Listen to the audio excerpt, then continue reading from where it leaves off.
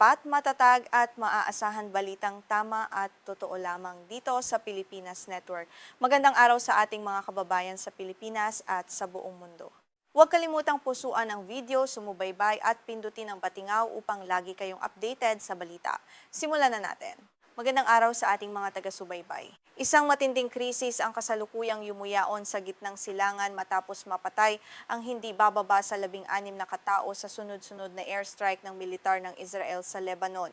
Kasabay nito, opisyal nang inanunsyo ng United Nations ang pagpapadala ng mga investigador upang siyasatin ang mga posibleng paglabag sa batas internasyonal ng lahat ng panig. Ito ang pangunahing tututukan natin sa oras na ito. Ayon sa opisyal na ulat ng National News Agency o NNA, ang opisyal na tagapagsalita ng pamahalaan ng Lebanon, ang mga mapangwasak na pag-atake ay direktang nakatutok sa makasaysayang lungsod ng Tyre at sa mga nakapalibot na komunidad sa timog na bahagi ng bansa. Ang marahas na pambobombang ito ay nagdulot ng malawakang pinsala sa mga ari-arian at matinding takot sa mga residenteng naipit sa gitna ng digmaan habang patuloy na tumitindi ang opensiba. Kung hihimayain natin ang mga detalye ng pinsala, 9 na katao ang kumpirmadong agarang namatay sa isang malakas na airstrike ng Israel sa maliit na nayon ng Tyre Deba. Bukod dito, 3 pang sibilyan ang iniulat na nasawi sa isa pang hiwalay na pag-atake na tumama naman sa munisipalidad ng Deir Kanon and Nar. Ang sunod-sunod na pagbomba na ito ay lalong nagpapalala sa sitwasyon ng seguridad ng mga pamayanan sa timog na bahagi ng bansa. Hindi rin nakaligtas ang mismong sentro ng lungsod ng Tyre kung saan hindi bababa sa isang tao ang namatay sa isa pang nakamamatay na airstrike. At nitong Miyerkules ng gabi, sinalakay ng mga eroplanong pandigma ng Israel ang nayon ng Deir ez-Zahani kung saan direktang tinarget ang isang lokal na moske at isang klinika na nagresulta sa pagkamatay ng hindi bababa sa 3 pang mamamayan na kasalukuyang sumisilong sa lugar na iyon. Sa ulat ni Obaida Hito ng Al Jazeera mula sa Tyre, binigyang diin niya na sinusubukan ng Israel na mag-give ng maling impresyon na nagbigay sila ng sapat na oras para sa mga residente na lumikas ng ligtas. Gayunpaman, ayon sa mga saksi sa lugar, hindi ito ang totoong nangyayari sa lapangan at marami ang naguguluhan at natatakot sa kanilang kaligtasan habang patuloy na bumabagsak ang mga bomba sa paligid ng kanilang mga tahanan. Ipinaliwanag pa ni Hito na sa ilalim ng probisyon ng Geneva Convention, may malinaw na panuntunan na dapat tiyaking ligtas ang mga ruta ng paglikas, dapat bigyan ng sapat na panahon ang mga mamamayan upang makalikas at dapat may garantiyang makakabalik sila upang hindi maging permanenteng pananakop ang sitwasyon. Ayon sa kanya, ang kasalukuyang operasyon ng militar ng Israel sa Timog Lebanon ay tahasang sumasalungat sa mga pamantayang ito. Idinagdag pa ng koresponsal na kung susubukan ng mga tao na umalis sa lungsod ng Tyre ngayon patungong Hilaga, nahaharap sila sa napakataas na panganib na maging target ng mga drone strike ng Israel sa kahabaan ng kalsada. Ito ay isang lubhang mapanganib na sitwasyon para sa mga sibilyan na walang anumang makatwirang proteksyon o opisyal na garantiya ng ligtas na paglalakbay habang sinusubukan nilang takasan ang lumalalang labanan. Sa harap ng mga lumalalang pangyayaring ito, nagpahayag na matinding pagkabahala ang United Nations.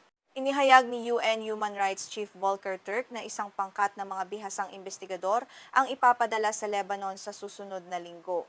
Ang pangunahing layunin ng misyong ito ay upang suriin, idokumento at patunayan ang lahat ng posibleng paglabag sa batas internasyonal na ginawa ng lahat ng partidong kasangkot sa digmaan. Ayon kay Turk, ito ang unang pagkakataon na magpapadala sila ng ganitong uri ng assessment mission sa rehiyon sa gitna ng aktibong labanan. Ang pangunahing layunin ay pag-aralan ng mga paglabag sa international humanitarian law at international human rights law, idokumento ang mga ito ng may kredibilidad at sa huli ay magsumite ng isang formal detalyadong ulat tungkol sa kanilang mga natuklasan sa pandaigdigang komunidad. Bago pa man ang anunsyong ito noong unang bahagi ng Mayo, binigyang diin na ng punong ministro ng Lebanon na sina Waf Salam sa isang pulong ng gabinete ang kahalagahan ng patuloy na pagdodokumento sa mga krimen ng digmaan. Ayon kay Information Minister Paul Morcos, napakahalaga na ang mga dokumentong ito ay maingat na maihanda at maisumite sa United Nations upang magsilbing opisyal na ebidensya para sa hustisya sa hinaharap. Inihayag din ni Salam na may paunang kasunduan na bibisita si Volker Turk sa Lebanon sa malapit na hinaharap upang personal na pamunuan ang mga pagsisiyasat. Ang hakbang na ito ay nagpapakita ng kanilang determinasyon na gamitin ang mga diplomatiko at legal na mekanismo ng mundo upang panagutin ang mga responsable sa matinding pinsala at kamatayan ng kanilang mga mamamayan sa gitna ng patuloy na karahasan. Kung babalikan ang kasaysayan, ang Lebanon ay tuluyang nakaladkad sa digmaan ng Estados Unidos at Israel laban sa Iran noong Marso. Nagsimula ito nang magpakawala ng mga rocket ang Hezbollah patungong Israel, bilang tugon sa halos araw-araw na pag-atake ng Israel sa kanilang teritoryo at ang naging kontrobersyal na pagpatay sa kataas-taasang pinuno ng Iran na si Ali Khamenei na nagdulot ng matinding tensyon.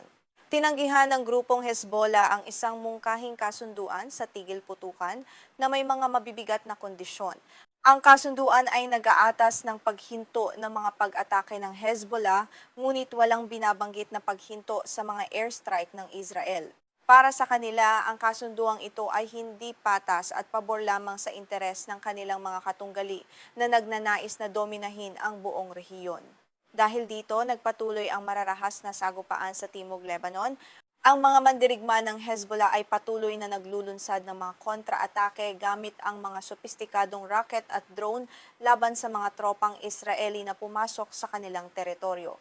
Ang labanang ito sa lupa at himpapawid ay nagdudulot ng matinding pinsala sa magkabilang panig at patuloy na nagpapalubha sa sitwasyon ng seguridad sa buong rehiyon. Ayon sa pinakahuling opisyal na datos mula sa Ministry of Health ng Lebanon, ang mga pag-atake ng Israel ay nakakumitil na ng buhay ng hindi bababa sa 3,676 na katao, habang mahigit 11,000 413 naman ang nasugatan simula noong Marso. Karamihan sa mga biktima ay mga inosenteng sibilyan, kabilang ang mga bata at kababaihan. Sa panig naman ng Israel, kinumpirma ng kanilang pamunuan ng militar na 29 na sundalo at isang sibilyang kontraktor ang napatay sa loob ng teritoryo ng Lebanon mula nang magsimula ang kanilang operasyon sa lupa. Ang mga bilangan na ito ay nagpapakita na ang digmaan ay nagdudulot din ng mabigat na pinsala sa puwersang militar ng Israel habang patuloy ang matinding paglaban at depensa ng mga gerilya ng Hezbollah, samantala naninindigan ng pamahalaan sa Tehran na dapat maging opisyal na bahagi ang Lebanon sa anumang kasunduan na naglalayong wakasan ang digmaan sa pagitan ng Estados Unidos, Israel at Iran.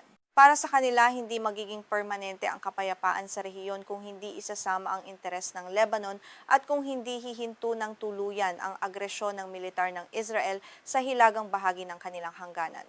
Gayunpaman, ang pag-asa para sa isang mabilis na diplomatikong solusyon ay muling nanganib matapos magpalitan muli ng putok ang Iran at Estados Unidos nitong Miyerkules. Ang panibagong sagupaan na ito ay nagpapakita kung gaano karupok ang sitwasyon at kung paano madaling lumawak ang hidwaan sa buong rehiyon na humahadlang sa mga pagsisikap ng iba't ibang bansa na magkaroon ng pangmatagalang kapayapaan. Dahil sa lumalalang krisis na ito, naglabas ng isang madamdaming pahayag ang Asosasyon ng mga Kristiyanong Nayon sa hangganan ng Timog Lebanon. Nanawagan sila sa pamahalaan ng Lebanon na agad na magbukas ng mga ligtas na humanitarian at medical corridor. Layunin nito na matiyak ang pagpasok ng mga tulong, gamot at mga relief team sa mga naapektuhan at kasalukuyang nakahiwalay na mga pamayanan sa gitna kwalabanan. Sa pagtatapos, nananatiling lubhang kritikal ang sitwasyon sa Lebanon habang nagpapatuloy ang karahasan at naghahanda ang UN para sa kanilang investigasyon. Ang mata ng buong mundo ay nakatutok ngayon sa gitnang silangan, umaasa na magtatagumpay ang hustisya at makakamit ang kapayapaan para sa mga sibilyang nagdurusa. Ako po ang inyong tagapagbalita, mag-uulat muli sa mga susunod na kaganapan dito sa World News.